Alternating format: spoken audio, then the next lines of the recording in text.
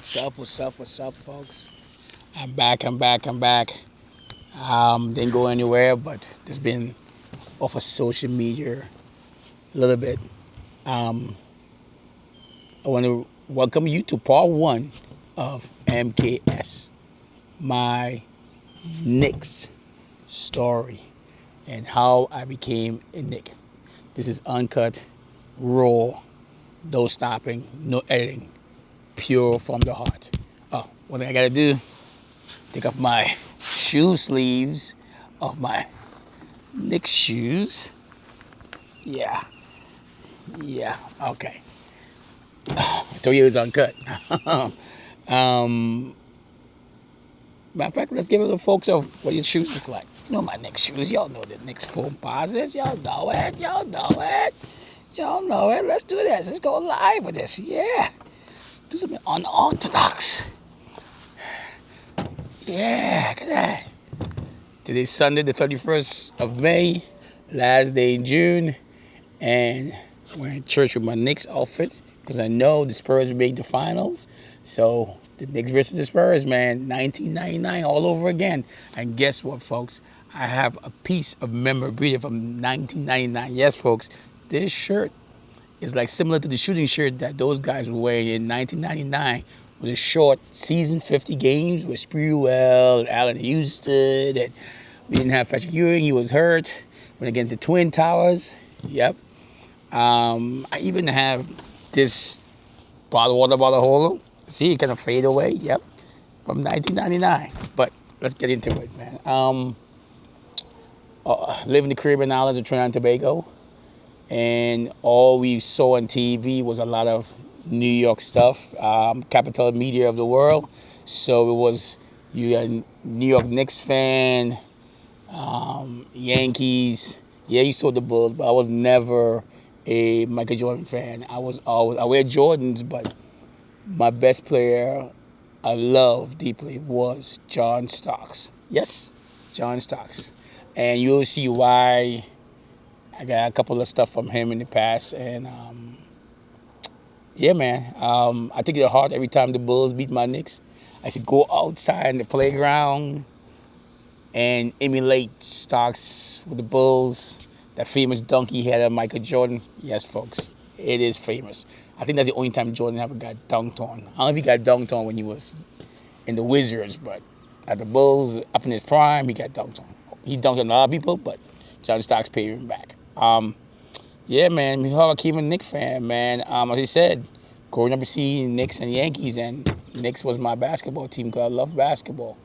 Growing up in Laventille, we had, where I live, we had no backboard hoops in my area. We used to use the girls, just the rim alone, no backboard, called it netball. It's another game with the girls. It's more of a Europe game. And we started shooting there. And I couldn't get on the floor. I couldn't get on we used to play in a big Catholic church in the front yard of it, with some steps behind. Every time you shoot the ball, the ring was so bent up that you had to shoot the ball and angle for it to go in, or it rimmed out. We had to put a big rock on the pole to hold the rim up. So I give shout out to my boys, Nigel, Patrick, Smoothie, Trevor, Anthony, all them guys, that Gavin, that my brother-in-law Chris Bando, his brother Hassan, man, you name it. We used to have a ball out there in that little smaller church area, man. You talking about sweat from morning to evening time or nighttime. And if we really wanted to do a real game, we would go to other people's areas who had backboards. We go down Straker, we go down in Desperate Panyard, where those dudes used to just, everything is off the glass, off the backboard. All the shots was off the backboard. It's like they practice shooting the ball off the backboard. Even the threes is off the backboard. You go down Straker, but I didn't have the moves. I just learned to shoot and had to wait until the big guys play on the court when they were finished so I can get on the court. Remember, if you can't play, you can't get on the court. I mean, so I just stay back in the nighttime shooting shots in front of the churchyard with the church light on the rim, and if that ball hits the back of the steps, it will roll on pitch to the hill. You got picker on one side, a patch of pickers down the hill, and then the other side is the dogs. If they bite your ball, your ball is destroyed. But that was life growing up in Trinidad playing basketball there. Used to follow my guys around, my friends around when they used to play, just to watch. And I used to watch those games, all those NBA games and stuff, and I didn't know I was doing stats at that time. I used to keep like a little book with stats and stuff. I don't know what I was doing. I was keeping what they did and that, my Knicks versus the Bulls and Knicks anybody. Used to have big arguments about who's the better players. Everybody know Michael Jordan, yeah, whatever. But my guy was Starks, man. And it was an honor to really meet him when I first moved to Virginia. I met him. My son was maybe 2 years old, and we saw him in person. And I got a picture with him holding my son. And I would love to relive that thing with my son next to John Starks. So John Starks, if you see this video, I definitely I gotta see you again to do that with my son. I hope my son's around when I see you.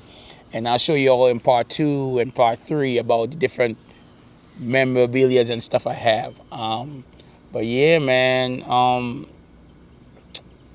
I started coaching when I was 14, because I think with me doing all them basketball knowledge, the bigger guy said, you know what, James, let's go to this place. We have a tournament. So I went with them in tournament.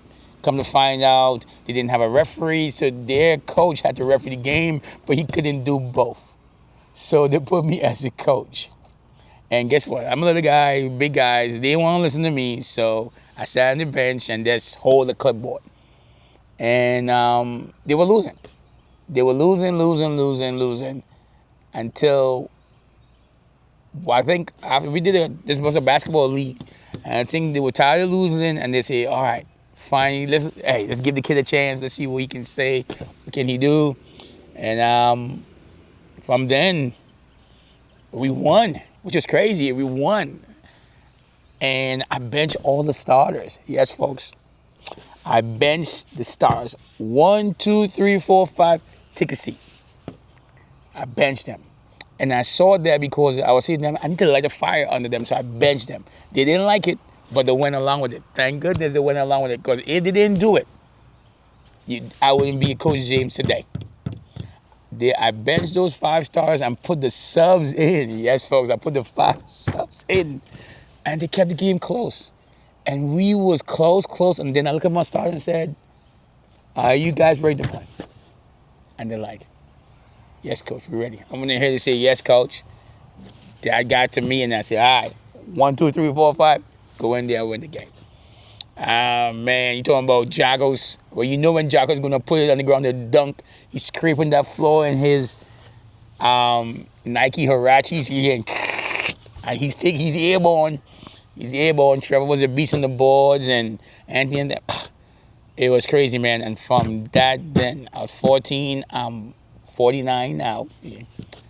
But I look for 49. And I'm coaching. I won NCAA Division III titles, 1, and I won 3 Final Fours. I was in 3 Final Fours. So that should show you, coming from where I was in Laventille, in the church, shooting on a netball ring, yes, a game netball girls ring, to now I'm on a Humboldt Bowl. You know I'm a Knicks fan. Look at the color of the court. It's blue, white, black, and you got orange stripes going around. So you know. And in part 2, I will definitely show y'all the inside version with the memorabilia and stuff, and a couple of little things. So stay tuned for part 2 of this. And maybe, hey, people would say, Coach, you need to start a podcast. And why not do it right here? I got the court. Y'all know my motto. I prefer to be on court than in court. So that would be the new podcast name. Don't steal it. I already had stuff on that and being trademarked, so don't steal it. But once again, I want to thank you for part one of me being a Knick. And man, the series is about to start on Tuesday, the third or second, no, Wednesday, I think. It's Tuesday or Wednesday. Don't, as I said, uncut. And Wembanyama versus Jalen Brunson. Wembanyama versus Jalen Brunson. Wow. The Alien versus the Mighty Mouse. And Jalen Brunson, I was from the time I knew Jalen Brunson from Villanova and I saw him playing on championships, and when he went to Dallas and taking over from when Luka was hurt, and they were talking about, hey, let's go get Donovan Mitchell. Trying to trade I said, Knicks, we don't need to trade for Donovan Mitchell. Jalen Brunson is way better, and he's proven it time and time and time. This dude, I asked somebody about this. Is Jalen Brunson the second best handles behind Kyrie Irving? People forgot Kyrie Irving got some nasty handles. But Jalen Brunson has the handles, the move, the jerky, and the up, in and out, and the step through. Man, Iverson used to have you with that crossover, get to the cup. But Iverson wasn't doing the moves that Jalen Brunson doing now. So I think Jalen Brunson have a combination of everybody he saw in the past, and he's putting together as his own game. And you can't see he's a flopper. He do have exaggerated hits, but he's way less than Shea. Shea looks for calls. And one of these days, these guys gonna hurt themselves by jumping under the ground. The ground don't cry, people. The ground don't cry. So stay off the ground. But I hope it's a good series right here. I hope my Knicks come up with the series. When my Knicks win the series, it's gonna be pandemonium. No NYPD can slow that city down. They're gonna have to call in the reserves, the Army, and the Navy, the Air Force, the Marines, everybody, Coast Guard. They're gonna shut that city down. No school. Well, school be out. No work. Just give everybody a day off, because nobody's showing up for work. Just give everybody a day off. But I say, I don't know how long. I'm not gonna disrespect the Spurs, but I say my Knicks gonna come out on top. If we gotta win it home by them, we're gonna do it. But I'd rather take it home in New York City, man. Take it home. Take it home in New York City. So once again, thank you for this is part one of MKS, my Knicks story. Peace.